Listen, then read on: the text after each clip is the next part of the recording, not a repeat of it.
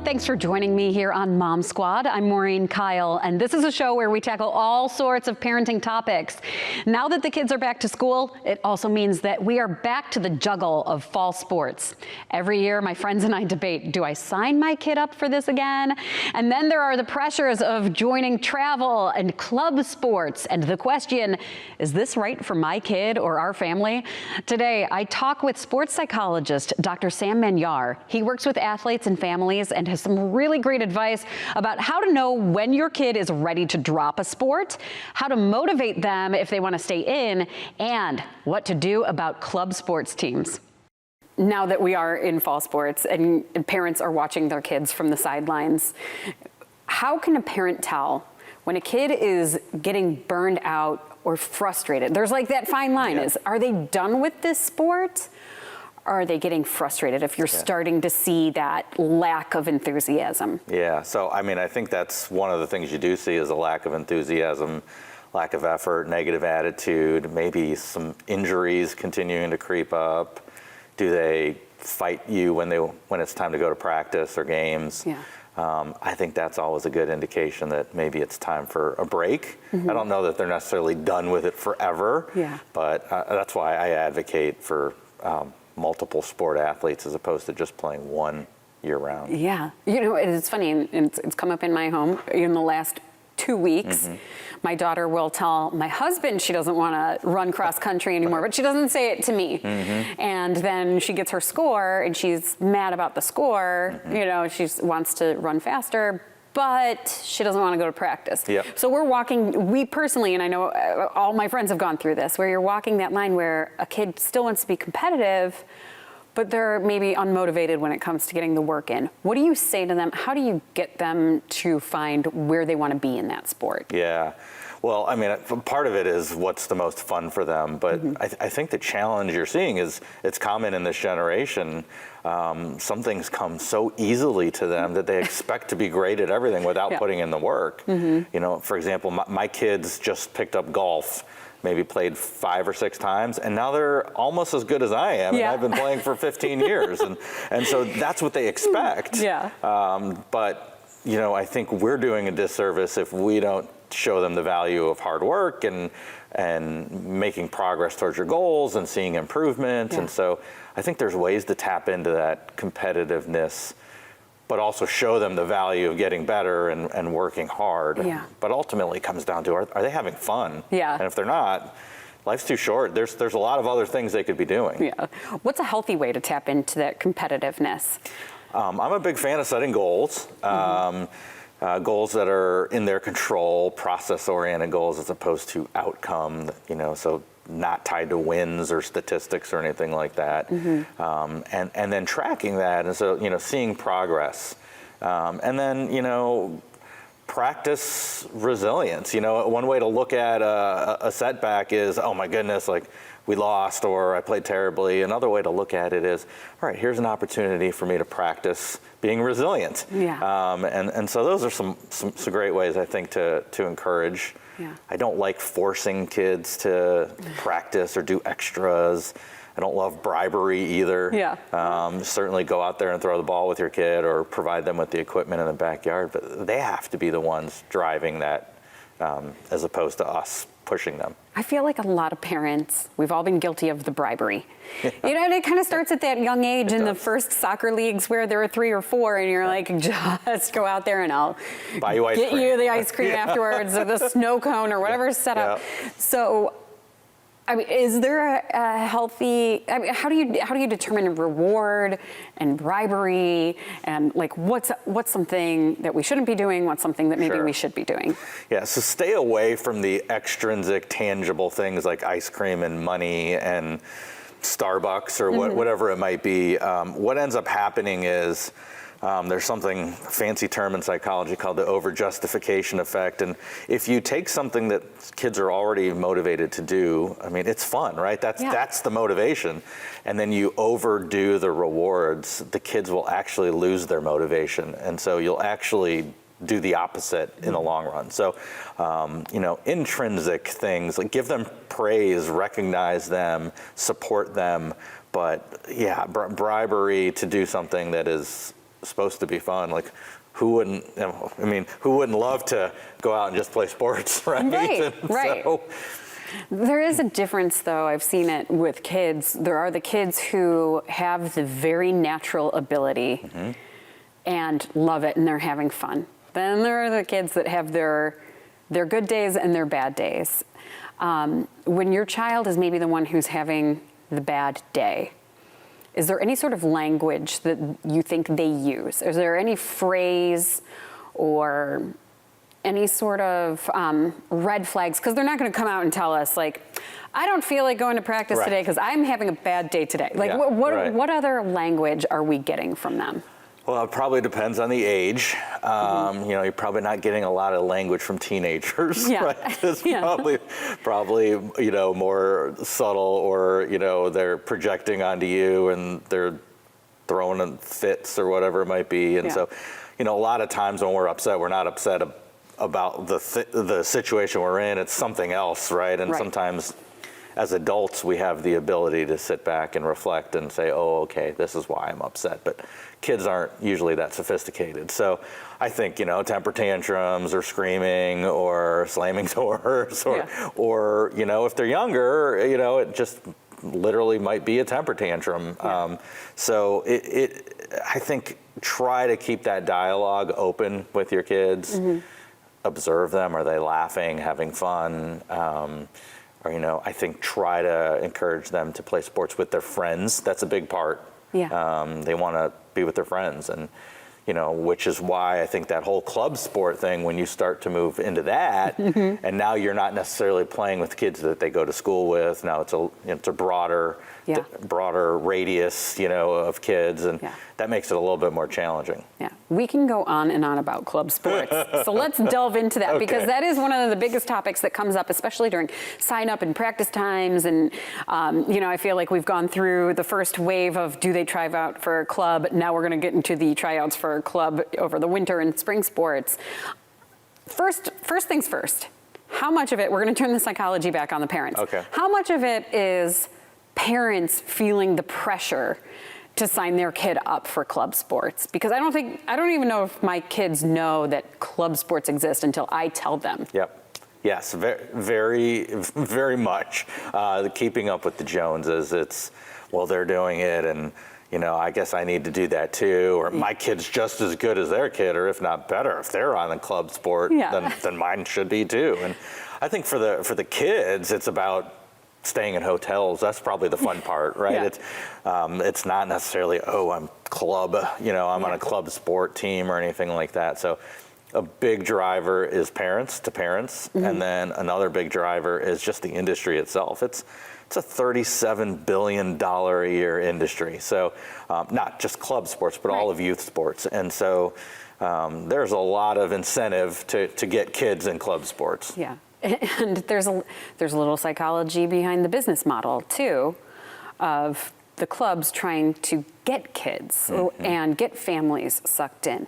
Is there a sales pitch there that we keep falling for? I think the sales pitch, and falling might be too hard of a word, I don't know, but the sales pitch is the level of competitiveness will be higher. The coaching will be more professional, and they'll develop your child better than a rec sport. And in many cases, that's true. It just comes at a cost, and it's, I think, up to every individual family to determine whether that cost is worth it. And so the cost, obviously, one is financial, but two is all the sacrifices that you're going to be making as a family, and traveling. Your vacations become centered around wherever your kids are traveling to play in a showcase or a tournament. And so, you know, you lose a lot of that flexibility, and some families love that. And the time you get with your kids in the car is great, in that you can connect and have conversations and so forth. If they don't have their headphones in, of course. But And the time in the hotel is great with their friends and so forth, but they're missing out on homecoming, and they're missing out on sleepovers and things like that. So it's, you know, it comes at a cost, and some club sports want you to focus solely on that sport. So it just really depends on the club and the level, and there are great clubs and then there are some slimier ones, no doubt. Yeah. And you and I have talked about this before, club sports and the appeal of it. And I know a lot of my parenting friends are, they're at that crossroads at certain points where it's, do we go the club route? Do we not go the club route? And it's hard to make that decision. Yep. And I liked the way, when we've talked before, you said you got to figure out what you want out of it. So what does that mean? Like, what should we be looking at as the end goal? Right. Well, hopefully you're not looking at like college Division I scholarship, because we've all seen the statistics, and only 7% of kids will go on to play in college at any level, and so that shouldn't be your end result. If it is, great, but that's just extra. Yeah. So what are you looking for? Are you looking for more competition? Are you looking to challenge them? Do they truly live and breathe and eat that sport, and that's all that they care about? That's what they're passionate about, and so you want to expose them to more. Sure. So do you want them to build more relationships? Do you want them to,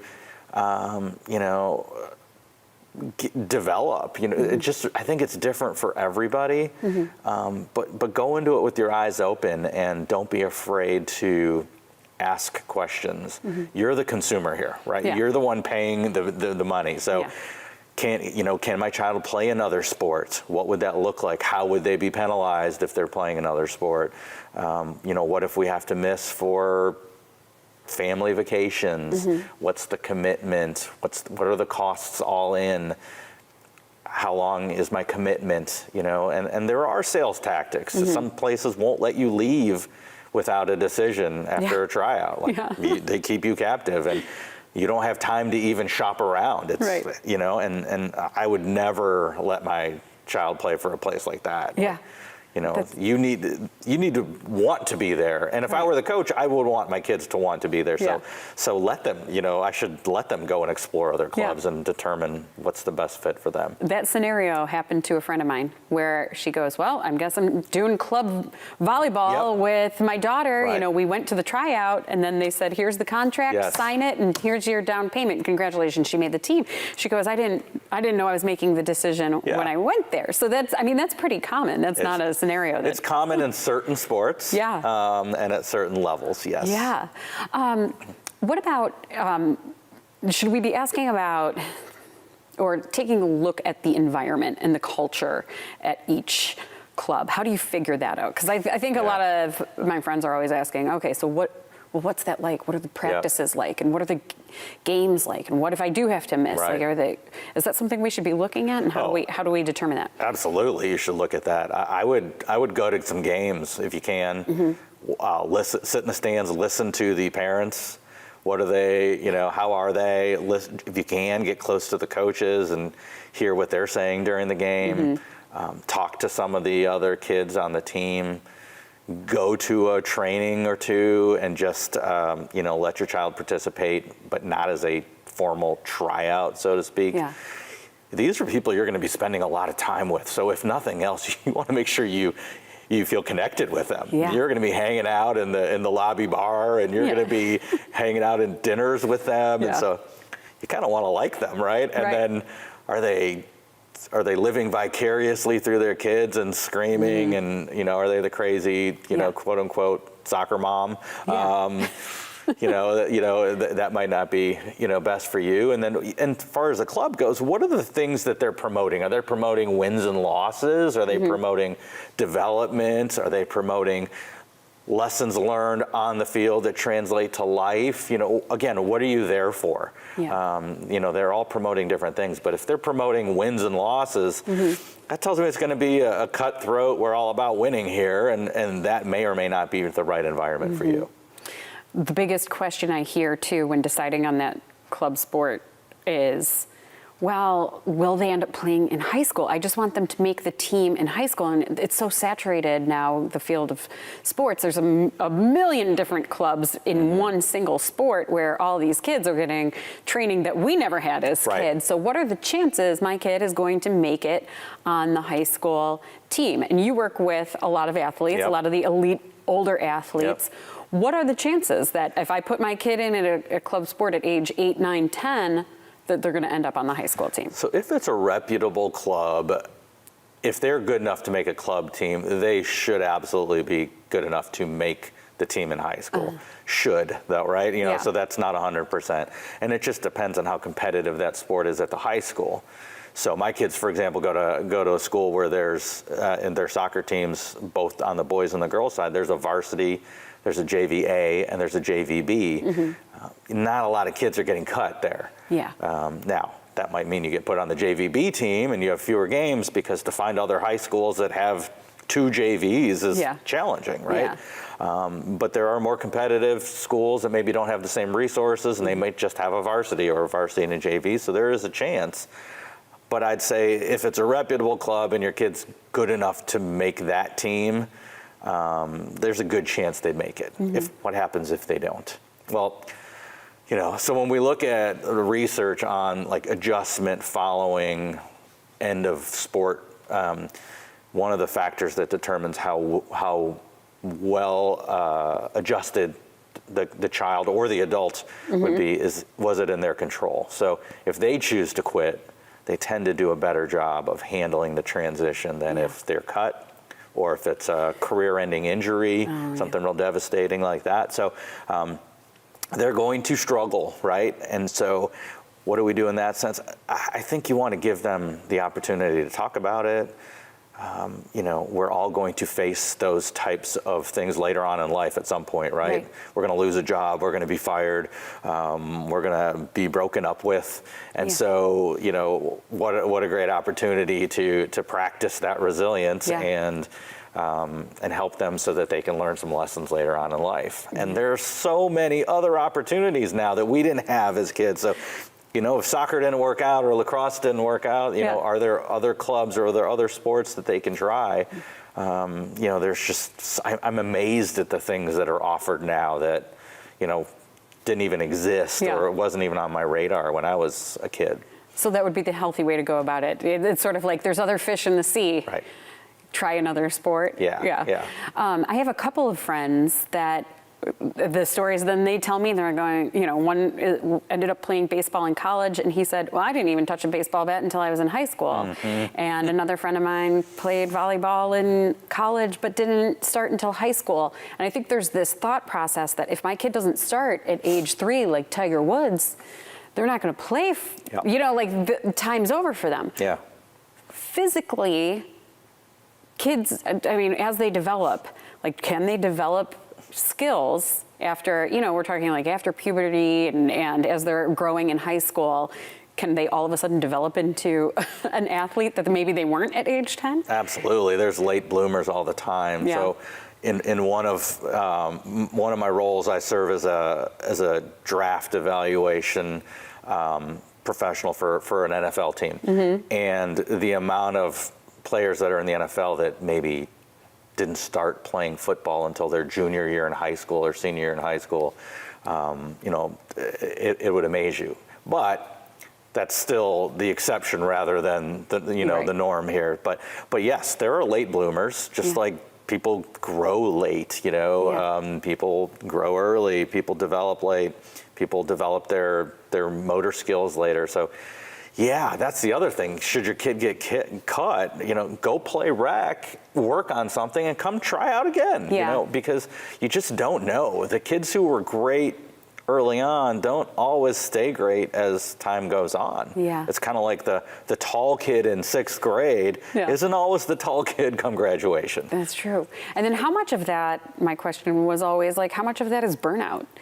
I think a lot of it is, you know, I mean, look, I know Tiger's gone through a lot of physical ailments too, but I mean, I don't know. I don't know how much he's driven to still play. You know, so you start a kid at 3 and that's all they do. And it takes a special person that is their passion. I mean, I'm sure, you know, Mozart that was all he was into, right? You know, and so, but how many kids are like Mozart, you know? So the best predictor of success later in life, both athletically and professionally is multi-sport athletes.